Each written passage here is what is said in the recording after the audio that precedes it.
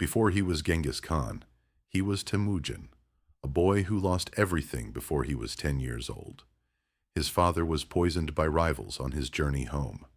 The clan that depended on him scattered within days, abandoning his mother and her children to starve in the Khenti mountains. They survived on foraged roots and fish. The Onon, Kerlan, and Toul river valleys were some of the richest grazing land in Mongolia. The reason Temujin's own confederation, the Kamag Mongol, had settled there in the first place, and the reason losing that land meant losing everything. It was over a stolen fish, taken twice by his own half-brother Bektar, that Temujin and his full brother Kasar finally snapped. They stalked him and killed him with arrows.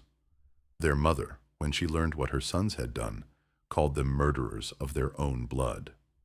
The steppe in this period was carved up by 5 great confederations: the Naiman, the Karites, the Merkat, the Tatars, and Temujin's own Kamag Mongol, each with its own territory, its own rivalries, its own claim to power. But Temujin's earliest and bitterest enemies weren't foreign at all. The Taichi-Ut and the Jurkin, the clans that abandoned and later tormented his family, were his own kin. Rival branches of the same Borjigan bloodline, locked in a succession dispute that stretched back generations before Temujin was even born. His rise didn't begin as a war against outsiders. It began as a fight to reclaim what his own family had lost. He married Börte, honoring an arrangement his late father had made. When Merkat raiders abducted her, he called in an old bond between his father and a powerful Khan named Togrul, and recovered her with the help of his childhood blood brother, Jamukha. Börte returned pregnant. The timing left the paternity of her son forever uncertain. Temujin accepted the boy as his own without hesitation. In the years that followed, it would become a weapon his enemies used against him. Temujin and Jamukha rode together for a year and a half after that rescue, until the differences between them hardened into something neither could ignore. Jamukha believed in bloodline and rank. Temujin was already building something else, a following, bound by loyalty and merit, not birth. 41 tribal leaders chose to follow Temujin instead of his oldest friend. Soon after, war split the two men apart entirely, and like the Taichi-Ut before him, Jamukha wasn't a foreign rival either. His own clan, the Jadaran, descended from the same Borjigan line.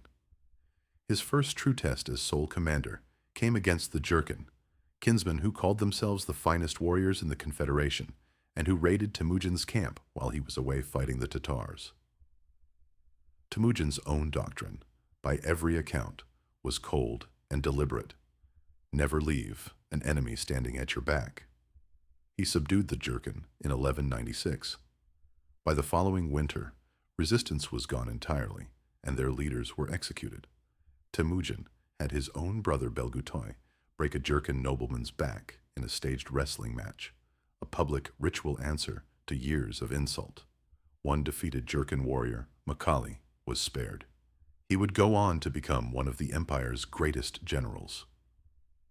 Years later, Jamukha was betrayed by his own final 5 followers and delivered to the man he'd once called brother.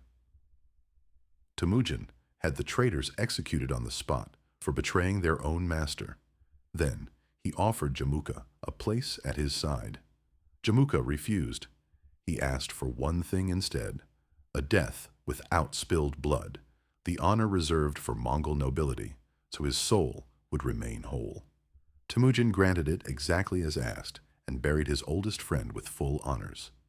In the spring of 1206, on the banks of the Onon River, the assembled tribal leaders gave Temujin a new name: Genghis Khan. The empire that would reshape the world was founded not on a single battlefield triumph, but on the death of the one man who had ever truly been his equal.